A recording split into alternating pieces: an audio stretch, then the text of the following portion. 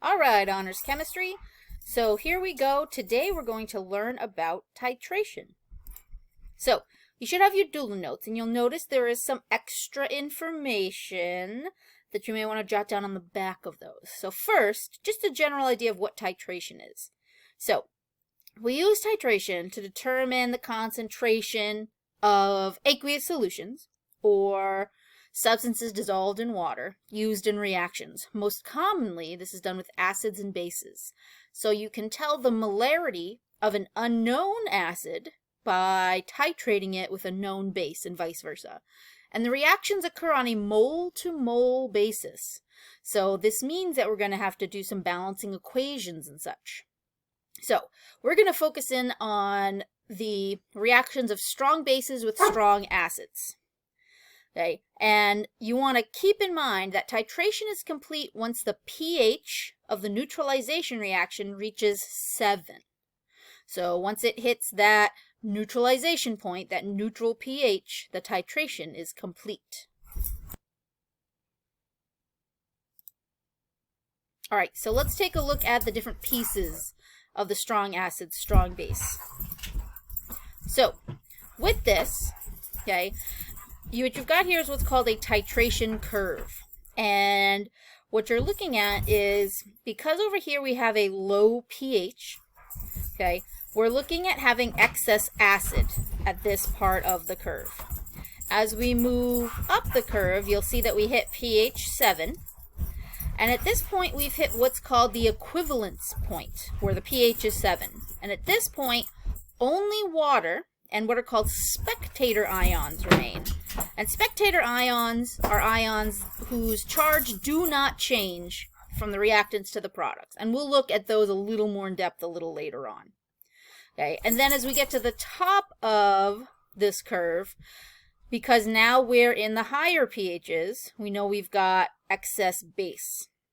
Okay, so finding concentration or molarity, we're going to go over on the next slide in a little more detail so you know how to do that math.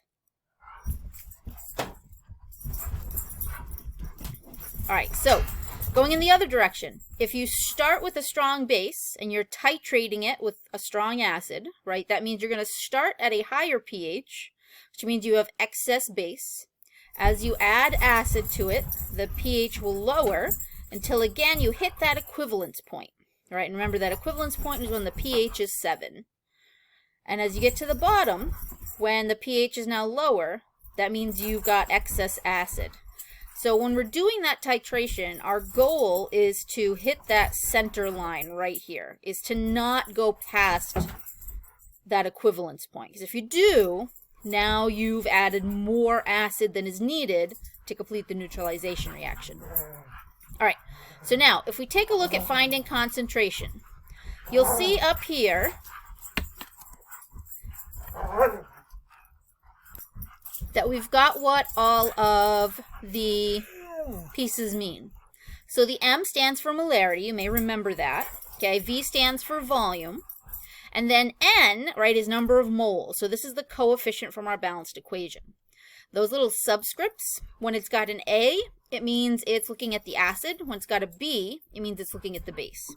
So in this, we've got the mass of the acid times the volume of the acid divided by the coefficient of the acid from the balanced equation. And that's equal to, right, the molarity of the base times the volume of the base over the coefficient of the base from the balanced equation. All right, so now let's take a look at an example and how this actually goes through and what you're looking at with all those letters. So these are what are called major species.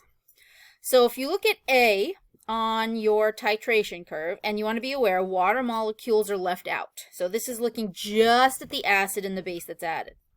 So when you've got that excess acid, when you start, all you've got is the hydrogen ions and the chlorine ions. As you start adding something like sodium hydroxide, you start adding to that sodium ions. And you might notice that while we still have hydrogen ions, we've now got fewer of them as we go through. And the reason for that is they are getting neutralized by the hydroxide in the sodium hydroxide. When we get to that equivalence point, all we have are ions from the salt that's formed. And in this case, we've got chlorine ions and sodium ions.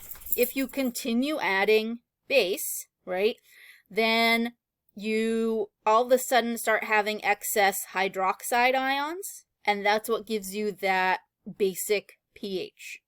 The same is true going in the opposite direction. So if you start with a base, like NaOH, when you first start, you'll just have excess sodium and hydroxide ions. As you start adding that hydrochloric acid, right, some of those hydroxide ions will be neutralized by the hydrogen, and we'll add in those chlorine ions. And once we hit that equivalence point, all we'll have are the salts. And if you continue adding, then you start getting that buildup of hydrogen ions. All right, let's take a look at this mathematically.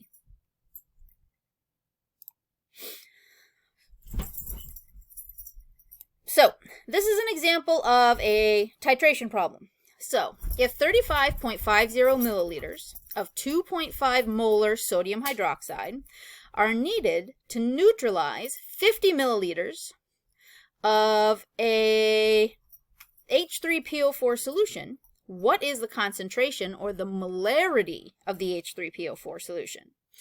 So, that there is phosphoric acid. So, we're going to be looking at phosphoric acid and sodium hydroxide as our acid and our base. So first, if we identify our acid. Now, the molarity of our acid is not given, so this is what we're going to be solving for. Okay, but the information we're given is, if we look, we can see that we've got 50 milliliters of sodium hydroxide. So we can put that in for the volume of our acid. Now, it's in milliliters, and as we know, it's supposed to be in what? Yes, liters.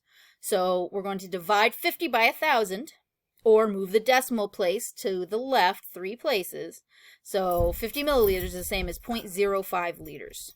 Okay, and if we come down to the balanced equation, we'll see that H3PO4 does not have a coefficient, meaning that there is only one of them. So our N for acid is 1 mole. All right, now let's take a look at the base. So in the base, we know is NaOH, okay? And in this, we're given the molarity. So the molarity is 2.5, so we can fill that in, okay? And we've got 35.50 milliliters of that. So that's our volume of the base. And again, we need to convert that to liters, so we divide by 1,000. So it's 0.0355 liters. Now, to get the N, or the number of moles, we look in our balanced equation, and we can see that NaOH has a coefficient of 3, meaning we've got 3 moles of NaOH, okay? And we're going to use this formula. So all we have to do now is fill it in. So there's the setup for our equation. Now we just need to rearrange to solve for Ma. Feel free to pause and make sure you understand where all these numbers came from and why they went where they did in this equation.